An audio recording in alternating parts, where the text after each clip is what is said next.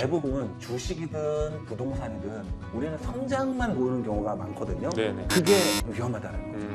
제가 이제 전에 가치주 성과가 성장주 성과보다 좋다고 말씀드렸는데 그게 왜 그런지에 대해서 찾은 여러 가지 연구들이 있거든요. 그 중에 몇 가지를 제가 좀 소개를 드릴게요. 첫 번째 이유가 될 수 있는 연구가 라코니쇼크랑 슐라이퍼랑 비신이라는 분이 1994년도에 연구한 결과에 대한 거예요. 핵심은 그거죠.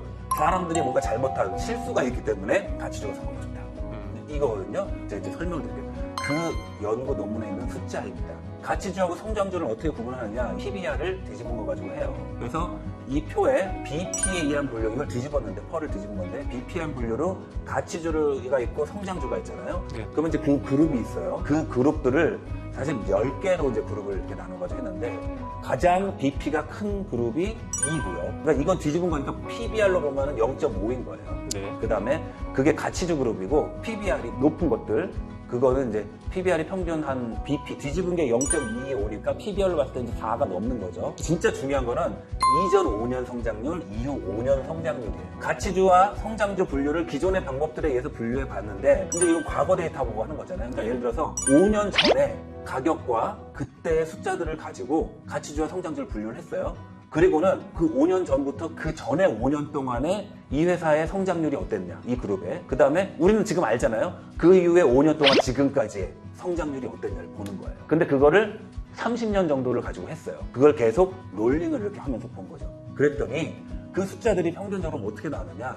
이전 5년 성장률은 가치주 그룹에 있었던 것들이 네거티브 성장을 했어요. 마이너스 27.4%죠. 그러니까 망하는 회사가 된 거야. 그런데 그 기간에 과거 5년 동안에 성장주 그룹에 있었던 거는 평균 30% 이상 성장을 한 거예요. 네네. 그런데 이 분류를 하고 나서 그 다음 5년 동안을 보니까 실제로 이후에 5년 동안의 성장은 과거에 역성장을 했던 놈들이 오히려 43.6%나 올랐고 과거에 30%나 올랐던 놈들이 그룹이 5%밖에 안 오는 거야. 그런데 수익률을 보면은 당연히 더 이후에 5년에 많이 오른 가치주들의 성과가 훨씬 더 좋고 성장주의 성과가 상대적으로 안 좋은 거죠. 결국 이 얘기가 뭘 얘기하는 거냐면 지금 BP에서 분류했다는 거는 제가 전에 말씀드렸듯이 지금 현재 가격에 나타나 있는 시장 참여자들의 미래의 성장에 대한 기대가 BP에 포함된다는 거잖아요. 네네. PBR에. 그래서 지금 현재 미래 이익이 크다고 예견됐던 놈들이 실제로 이후 5년에 보면은 그만큼 성장을 못하고 오히려 지금 미래 이익이 성장성이 좋지 않다고 한 놈들이 오히려 더 성장성이 좋았다는 얘기예요. 그러니까 잘못 판단하고 있다는 거죠. 과거에 있었던 현상이 미래도 지속될 거라고 보거나 아니면 과거에 있었던 성장이 계속 성장할 거라고 사람들이 믿는 경향이 크다는 걸 보여주는 거예요. 그래서 그 오른쪽에는 뭐 CP 아니면 GS는 그로스 오브 세일즈에서 이제 매출 성장률 얘기하는 건데요. 이런 거에 의해서도 분류를 해가지고 가치주 성장주 분류해서 보니까 이거 역시 이제 아까처럼 크게 차이 나진 않지만 그래도 이전 성장률의 차이에 비해서 이후 5년의 성장률들이 별 차이가 없더라. 가치주하고 성장주하고. 근데 성장주는 더 기대가 컸던 거잖아요. 네네. 네. 그러다 보니까 역시 이렇게 분류를 해도 가치주 성과가 성장주 성과보다 더 좋다. 결국 단기적으로는 이 가격이라는 게 사람들의 믿음이란 수요 공급에 의해서 움직이기 때문에 그 기대감에 의해서 오르기도 하고 내리기도 하겠지만 장기적으로는 결국은 제자리 찾아간다는 그런 의미라고 볼 수가 있어요. 듣고 보니 그럴 수도 있을 것 같아요. 이게 밝혀진 게 거의 30년 되었다는 것도 놀랍고요. 가치주 성과가 좋은 그럼 다음 이유가 또 있을까요? 두 번째 이유를 제가 또 말씀드릴게요. 스키너와 슬로운의 연구 결과, 이건 2002년도에 나온 논문인데 그 그림을 보시면은 X축은 우리가 어떤 주식에 대해서 기대를 하고 있는데 그 기대보다 좋은 실적이 나오면 어닝 서프라이즈라고 하고 그 기대보다 낮은 실적이 나오면은 어닝 쇼크라고 부르거든요. 네네. 근데 이제 그거를 어닝 서프라이즈가 크면 클수록 수익률이 더 시장 평균보다 높게 나타난다는 기존 연구들이 있었어요. 근데 이분들은 평가 수익률이 가치주하고 성장주가 어떻게 차이가 나는지를 분류해서 본 거예요. 그래서 봤더니 가치주 같은 경우에도 어닝 서프라이즈가 나면은 초과수익이 나고 쇼크가 나면은 언더퍼포먼스 상대적으로 성과가 안 좋아지는데 성장주는 가치주보다 더 크게 어닝 서프라이즈나 쇼크에 반응을 하더라. 그게 첫 번째 발견이고요. 네네. 두 번째 발견은 성장주가 더 크게 반응을 하는데 쇼크가 났을 때는 서프라이즈의 반응보다도 훨씬 더 크게 빠지더라. 이 두 가지가 발견이 된 거예요. 이건 이제 요약하자면 성장의 기대가 깨질 때 주가 하락의 폭이 성장주가 어떤 주식보다 크다는 걸 보여줘요. 그러니까 이 앞에 거랑 이제 연결돼서 좀 설명이 되죠. 우리가 기대를 해서 가는데 그 기대감이 깨졌을 때 이 조정이 어떻게 이루어지느냐?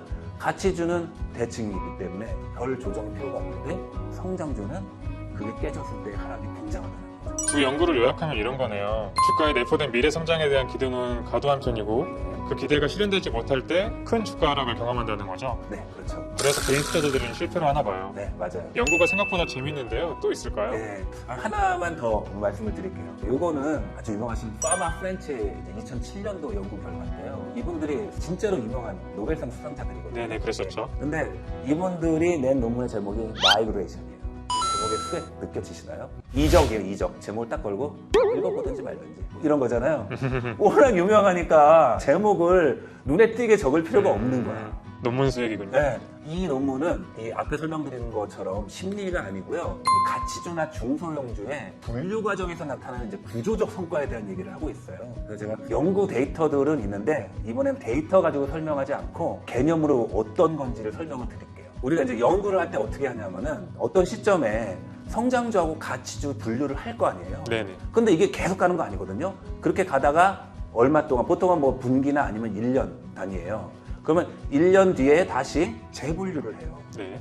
그래서 이때 다시 성장주, 가치주를 나누거든요. 그럼 이제 이 1년 동안에 요 가치주에 섞였던 놈들의 수익률, 요 성장주에 섞였던 놈들의 수익률을 가지고 계속 평가를 하면서 이거를 1년마다 반복해 가면서 그 오랜 기간 동안에 평균적으로 가치주의 성과가 어땠냐, 성장주의 성과가 어땠냐, 이걸 가지고 우리가 연구를 하는 거예요. 그러니까 똑같은 규칙으로 반복해서 투자를 한다는 개념이죠. 그렇게 했더니 가치주 성과가 더 좋더라, 성장주보다. 그게 이제 원래 결론이었던 거고. 그렇죠.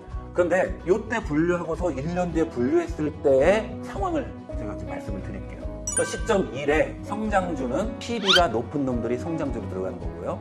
PB가 낮은 놈들은 가치주로 들어가는 거예요. 근데 똑같은 방식으로 시가총액이 높은 놈들은 대형주로 들어가고 시가총액이 낮은 놈들은 중소형주로 들어가겠죠. 그렇게 분류를 해서 어떤 한 구간을 관찰을 하고 시점 2가 됐을 때 또 다시 그거를 하는 거예요. 자, 그럼 어떤 현상이 있느냐? 시점 1에서 성장주였던 것들이 그대로 시점 2에서 성장주로 되는 것들이 훨씬 많아요. 그렇죠? 네. 이런 놈들이 있을 거고 시점 1에서 역시 가치주였던 게 시점 2에 가서도 가치주인 것들이 또 많이 있을 거예요. 네. 근데 얘네들이 이 기간 동안에 성과를 보면 시장의 평균 성과랑 별로 크게 차이가 나지 않더라는 거예요. 그런데 이런 놈들이 있죠. 얘네들이 가치주에서 성장주로 간 놈들은 가치주 그룹의 성과를 굉장히 높은 성과를 내고 성장주 그룹으로 이동한 놈들이고요. 네네. 그렇죠? 성장주에 있다 가치주로 간 놈들은 성과가 안 좋으니까 일로 간 거거든요. PB가 낮아졌거나 시가총액이 낮아졌다는 얘기는 순위에서 성과가 그동안에 안 좋았다는 얘기예요. 그래서 성장주 그룹의 성과를 훼손시키고 가치주 그룹으로 간 거죠. 이게 마이그레이션이에요. 가치주나 중소형주가 장기적으로 성과가 좋았던 이유는 이 마이그레이션입니다. 이적한 놈들이 가치주 그룹에, 소형주 그룹에 있었던 놈들은 이적 전에 굉장히 좋은 성과를 내고 이적을 한 거고요. 성장주나 대형주 그룹에 있었던 놈들은 이적 전에 전 소속팀에 굉장히 나쁜 성과를 내고 이적을 해버린 거예요.